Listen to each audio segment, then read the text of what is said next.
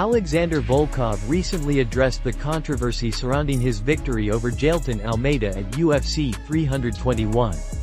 Many fans and analysts were surprised when the judges announced Volkov as the winner, given that Almeida had secured 7 takedowns and controlled much of the fight from the top position. However, Volkov defended the judges' decision, emphasizing that damage dealt, not just control, should be the deciding factor in mixed martial arts scoring. Volkov explained that while Almeida was able to take him down repeatedly, he was the one who inflicted the more significant damage. He stated that he landed harder strikes both on the ground and in the stand-up exchanges, which, in his view, made him the rightful winner. "He was tough and well prepared," Volkov said. "It was a little funny to see how he kept taking me down, but I tried to make sure every time he did, I landed more punches. I believe I gave him more damage, especially in the first round when I swept him and landed clean shots from the top position." Volkov went on to criticize Almeida's defensive and risk-averse approach, suggesting that his opponent fought not to lose rather than to win. He argued that such a mindset goes against the essence of MMA competition. "You can't enter the octagon thinking only about avoiding damage," he said. "It's hard to stand up or create offense when someone just wants to control the position. Almeida has great grappling and control, but in our division, nobody really challenged his ground game until now." Official fight statistics supported Volkov's argument. Despite his grappling dominance, Almeida landed only 27 total strikes and attempted no submissions throughout the 3-round contest. This lack of activity from top position likely played a key role in the judge's decision. UFC President Dana White also supported the outcome, stating that fighters must do more than simply hold dominant positions. "Even though Jailton got all the takedowns, he wasn't doing anything," White said. "You can't win a fight just by laying on top of someone. That's not how it works." With this victory, Volkov believes his path toward a heavyweight title shot has strengthened. Coming off a narrow split decision loss to Cyril Gane, he feels confident that his recent performance proves he remains one of the division's elite contenders. He noted that Gane's strong showing against Tom Aspinall before their fight was stopped further validates the level of competition he has faced, and he's eager to continue his push toward championship contention. A medical professional who examined Tom Aspinall after his recent fight injury shared his assessment and emphasized the importance of prioritizing the fighter's health and recovery before returning to competition. The doctor explained that it was the right decision to stop the fight when the injury occurred, noting that continuing under those circumstances could have worsened the condition and led to more serious complications. He stated that Aspinall would need to undergo a thorough medical evaluation to ensure full recovery and that his health must be cleared by the appropriate medical departments before he can compete again. "It's good that the fight was stopped," the doctor said. "You should always stop when something like this happens until you are fully recovered and cleared by our department. It's not just about this visit, but also the follow-up evaluations we conduct afterward to confirm that everything has returned to normal." The physician went on to clarify that initial tests and examinations did not reveal any signs of serious or dangerous damage. He reassured fans and the team that, at this stage, there was nothing alarming in Aspinall's condition. However, he stressed the importance of continued observation and medical follow-up to ensure that there were no delayed symptoms or complications. "We didn't find anything dangerous," he explained. "From our side, it looks good so far.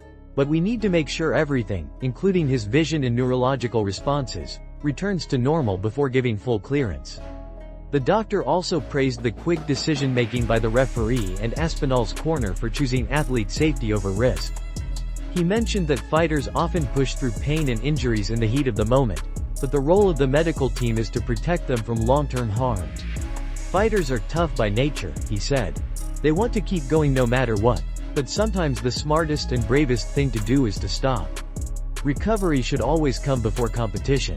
He concluded by expressing optimism about Aspinall's recovery timeline, saying that with proper rest, treatment, and medical clearance, the heavyweight contender could make a full return to action. The doctor reaffirmed that the priority remains ensuring Aspinall's complete health and readiness before resuming any form of training or combat. In a recent interview with ESPN, UFC lightweight champion Islam Makhachev made headlines by publicly calling out featherweight champion Ilia Topuria for a potential super fight at the upcoming UFC White House event. Makhachev expressed his enthusiasm for the idea. highlighting that such a matchup would be one of the biggest and most exciting fights possible for the organization and the global MMA community. Discussing the possibility, Makhachev explained that he is uncertain about who Topuria will face next but made it clear that he wants to be the one standing across from him inside the octagon. He acknowledged Topuria's rapid rise in the sport and his own position as one of the top pound-for-pound fighters in the world, saying that a fight between them would not only be historic but also represent the best versus the best. "I don't know who is next for Ilia," Makhachev said. "But if we're talking about big fights, this one makes sense. He wants to fight at the White House event, and I also want to be there. It's going to be huge for MMA fans everywhere." Makhachev emphasized that both he and Topuria are dominant champions with strong fan bases, and their meeting would create a massive buzz within the sport. He pointed out that the UFC White House card is already shaping up to be one of the most anticipated events in company history, and that his potential fight with Topuria could serve as the centerpiece. "The UFC wants to put together big fights for this card," he continued. "Which fight would be bigger than this? People want to see it, and I want to make it happen." The Russian champion also hinted that timing and logistics would play a key role in whether the matchup becomes reality, but he expressed confidence that both fighters are open to the idea.